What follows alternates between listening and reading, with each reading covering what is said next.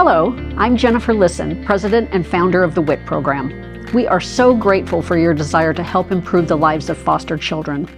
With your help, a foster child can achieve the education all of us are entitled to and often take for granted.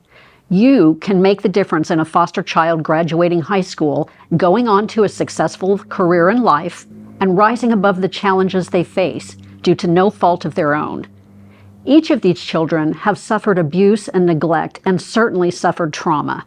They've been taken from their homes and their families, thrown into an unfamiliar circumstances, but because of you, these foster children have a chance to succeed in school and in life.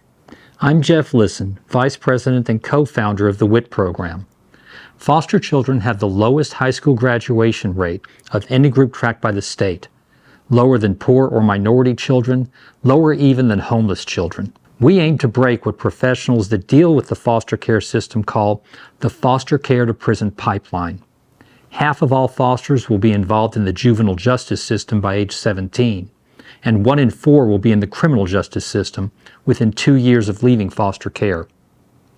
We also believe we can end the highway to homelessness of foster care. Nationally, 50% of the homeless population has been in foster care. Within 18 months of aging out, 40 to 50% of former fosters will be homeless. We believe education is the solution to fosters achieving success. You as volunteers are essential to our mission. We get no government funding. That's why volunteers like you are so important. Thank you for helping us help foster children. I'd like to introduce you to Rebecca Beltran. She is the Director of Development for the WHIT program. She'll instruct you on our rules to tutor these children. Later, you'll also take instruction from Dr. Elaine Stribling and Dr. Patsy Clear. They're education specialists, and between the two of them, they have over 70 years of experience in teaching and working in the education system. We are all available at all times to answer any questions. Keep in mind that your sessions are always in a public place, and we're always looking for ways to keep things safe and easy for both you and your student. Thank you so much for volunteering your time for these kids.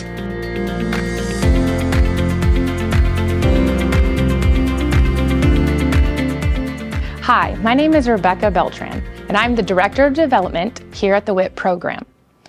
We want to thank you for reaching out and wanting to become a tutor for children in foster care. You are now on the second step. You have already completed your online application, and the background check forms and confidentiality forms have been sent to you. While those forms are being processed, we ask that you complete this online training. This online training is threefold. We're going to have a section that goes over recognizing and reporting child abuse and neglect in the state of Texas. We also have a section where we have educational specialists speak with you all about working with children in the tutoring setting. The last section of it is how to work with a child that has suffered abuse and neglect. Should you have any questions throughout the process, you may reach out to us and we will guide you on your journey to becoming a WHIT tutor. Once your background check and your confidentiality check form have been cleared and you have completed the online training, then you are officially a WHIT tutor, and we can work on matching you with a child that is waiting for a tutor. You will receive an email with the matched child. The information in there will include where the child is placed and their CPS or community-based care worker. Your next step will be to reach out to the child's caregiver and introduce yourself as the child's tutor and set up a time that works best for your schedule and theirs to begin tutoring. A reminder, tutoring sessions occur 1 hour a week, one-on-one, in person or virtually. If it is in person, it is conducted at a place that has been pre-approved by WHIT that we will discuss more upon your match. You will also reach out to the family-based care worker or the CPS worker to introduce yourself as the child's tutor. Again, we want to thank you for becoming a WHIT tutor and for helping children in foster care reach their educational potential.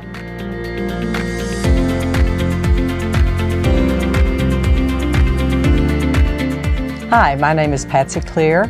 My educational experience consists of elementary teaching, administration, and as an adjunct professor at Angelo State University. And I'm Elaine Stribling. I'm currently a professor at Angelo State in the Education Department, and my background is also in teaching and administration. Tutoring will be one of the most rewarding experiences that you will ever have. While it helps to have content knowledge in the area that you will be working with, it is just as important to have the ability to listen and to understand your students' situations both in school and at home. Students gain many, many benefits from tutoring: individual attention, organizational skills, motivation to succeed, and an improved attitude toward school. As a tutor, you will have many benefits as well. You will get the role of helping others and watching them gain confidence as well as their academic success. Some things that you'll need to remember: stay positive, create a safe, comfortable environment, and show your students that you're really interested in them. Encourage, encourage, encourage. You are not only helping with academics, but you're their coach, their cheerleader, and their mentor. Always end on a good note. End with a goal and end with a smile. Listen, get to know your students, motivate what motivates them and what interests them. There are some questions in the WHIT packet that you will be able to ask your students. Remember to have fun. Laughter can make even the toughest of situations more bearable. As a tutor, you're going to have several roles: listener, empathizer, organizer, teacher, change agent, and supporter. To begin with, you'll want to help your students get organized. Start with their backpack, and you will often find that it's a real mess. You might want to bring some folders with you just to get them started. Remember, you're not only helping them organize their schoolwork, you're helping them organize their thoughts as well. Create a bag of tricks. Sessions are not always going to go as planned. Your best laid plans may not work out. Have a few books once you know what their interests are. Share some math or reading games, or make up a game. There are resources to help you with this as well in the WHIT website. And remember, be positive, be a listener, and be a supporter. All those are great advice. And now here's advice on how to structure each session. So you're going to open up with small talk and questions about the material you may have covered from the last session. Talk to them about upcoming events, projects, or any assignments that they may have to have. Maybe they have an upcoming test. It's your job to help them break down these assignments into smaller parts and to begin working with them. This helps structure their time management. So if you start on something, if you work through, then maybe give them a little break in between. Pay attention to what they already know.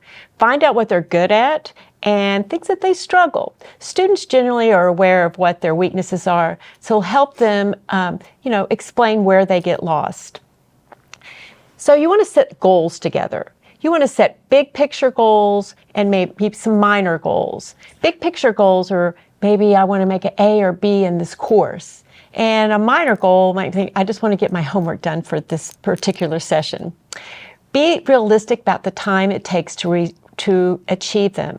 So it might be really helpful to write down these goals and revisit them each time that you visit with your student. Focus each session on a specific objective or goal and celebrate when you achieve it. You can easily maybe make a chart, something like that, that they can refer to and then check off as they complete each thing. Provide opportunities for success by giving kids encouragement when they struggle. Praise them for perseverance. Help them learn that word, perseverance. Not giving up, working through things. Celebrate improvement with lots of praise. If grades aren't improving, but you see effort, let's, mark that on the chart and give them praise for that. Students in our communities represent different races, ethnicities, cultures, and socioeconomic backgrounds, and many may even speak more than one language. You will encounter students that often exhibit a wide range of academic, physical, and social abilities or skills. Many of the students in this program have gaps or learning deficits in their academics. Remember, that does not mean they don't have the ability to learn. It's just that they have a gap or something that you can help them with. The advantage you have as a tutor is that you're getting to know that student one-on-one. And so you'll begin to know what their strengths and weaknesses are and be able to help fill in those learning gaps. Students in this program generally don't have a diagnosis of a learning disability. You probably don't need to focus on this. Just keep these tips in mind. Focus on praising effort, not results. Keep instructions simple. Give clear and appropriate directions. Break your assignments into small parts. And like I said before, celebrate when you achieve them. Kids with learning deficits need engagement the most. School is hard for them emotionally as well as academically. Your job is to help make them look forward to it. Please notate any possible deficit in your report. We need to let DFPS know to have them tested. So remember just to engage, engage, engage, and you really are going to be an important part in your student's life.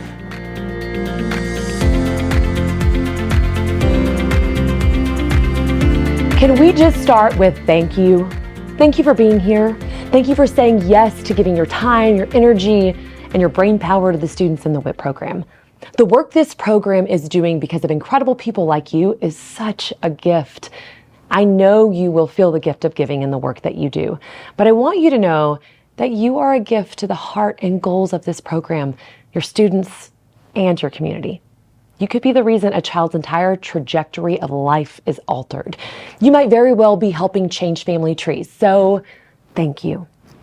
My name is Julie Schniers, and I was a high school teacher for 13 years before moving into the speaker and consultant space, where I now help school districts, companies, and organizations of all kinds build a culture that people want to be a part of. I do that by strengthening their communication, connection, and confidence building skills, which is what we're going to touch on a little bit. As a high school speech and debate coach, my first national champion was homeless. And my second, he lived in a foster home. So I am well aware of the challenges that these kids face and the challenges that you may face together. I want you to hear me say that every student is capable of incredible things no matter where they live and the situation that they are in. Sometimes it's just the difference between someone believing in you and helping you through challenges versus not having that support. You might be that difference maker for these students. In this video, you're going to hear about how to help your kids set goals, resources you have, documenting, and more. But I want to take a second to talk about the people parts of your job as a tutor.